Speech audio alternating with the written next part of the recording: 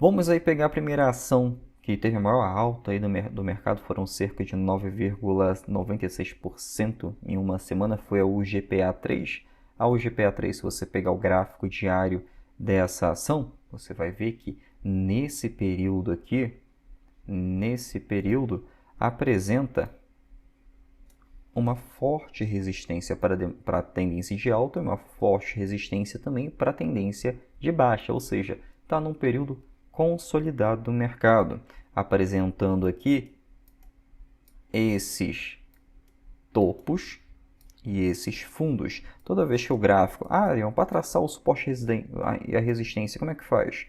Quando o gráfico apresenta logo esses dois principais pontos aqui, ó, um ponto de uma alta, né? Um ponto máximo ali de alta, um segundo ponto de alta. Esses dois pontos aqui estão interligados, se transforma numa resistência.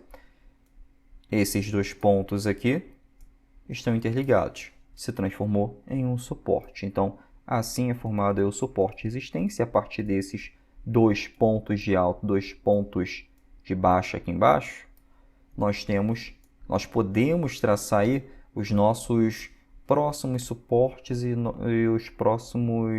as próximas resistências. Tá? Então, assim, a partir de dois pontos, você já consegue identificar o suporte e a resistência gráfica. Ou seja, você basicamente prevê esse suporte e resistência. Você prevê o próximo movimento do gráfico, o que pode acontecer com o gráfico aí nos próximos dias, nas próximas semanas. No caso aqui da UGPA3, por mais que ela tenha essa alta aqui, tenha tido essa alta durante a semana, se você pegar ela como um todo, ela está em um enorme período de consolidação. Mas olha que interessante. Se aqui está se estamos em um período de consolidação com suporte e resistência, sendo que o preço do ativo ele bate no suporte, logo depois ele segue para mais um movimento de alta, me indica com esse movimento de alta que ele pode romper. Como que é esse movimento de alta? Exatamente esse aqui, ó. Esse fundo aqui é mais alto que esse fundo aqui. Então, com esse fundo mais alto que esse fundo, eu tenho aqui uma probabilidade que esse preço vá romper, né, e siga para a sua tendência de alta. Mas antes que ele rompa, ele precisa fazer um teste dessa resistência aqui, para que ele se transforme em um suporte, para que ele siga para a sua tendência de alta. Tá? Vamos aqui por parte. A partir desse momento aqui, em que o preço do ativo ele possa romper, siga aqui com um candle de força, ele vai fazer um backtest. Ele vai fazer um teste do que era essa resistência. A partir do momento que rompe essa resistência, ele pode se transformar num suporte, fazendo um pullback, né? Um pullback no preço.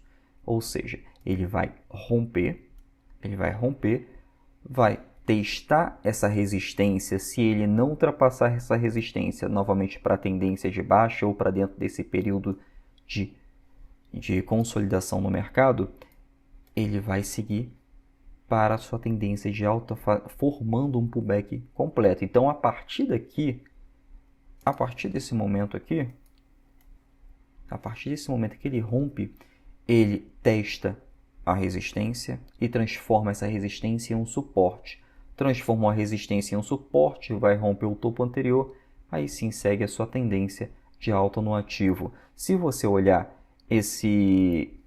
essa última resistência, isso aqui indica que o preço-alvo do ativo pode atingir essa próxima resistência. O preço vai querer atingir essa resistência aqui, vai querer seguir para a sua tendência de alta para testar também essa resistência. E se continuar com sua tendência de alta, o preço vai fazer o mesmo movimento.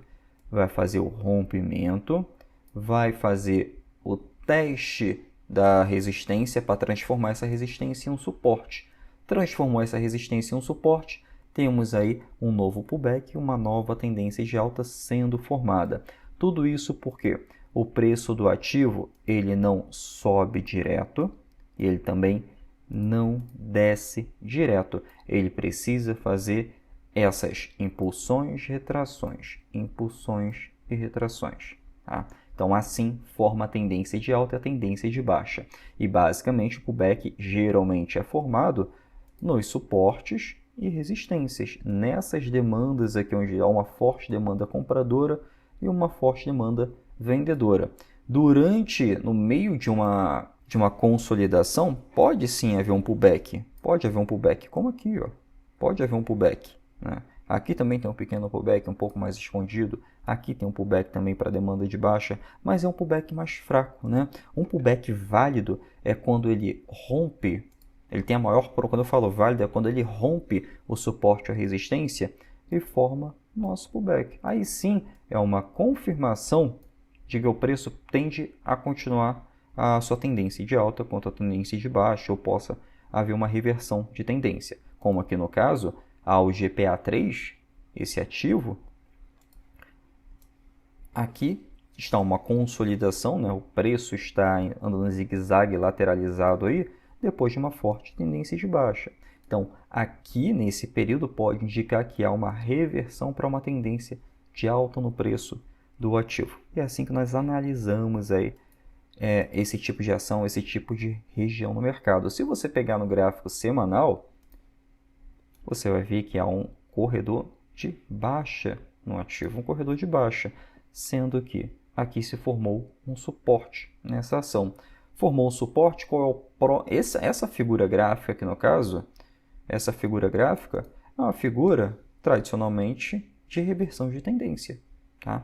É uma figura de reversão de tendência, onde o preço aqui está declinando, está caindo, porém há um forte suporte aqui. Então o preço ele passa por um período aí em que podemos dizer que ele é espremido, né? Ele vai ter um período de acumulação no mercado para uma tendência de alta. Arion, é certo de cumprir uma reversão de tendência? Não, no mercado financeiro nada é certo, tudo é baseado em probabilidade. E existem alguns indicadores aí baseados nessa probabilidade, como por exemplo, Price Action, que nós utilizamos essas figuras aqui para verificar a tendência do ativo e verificar a possível reversão da ação.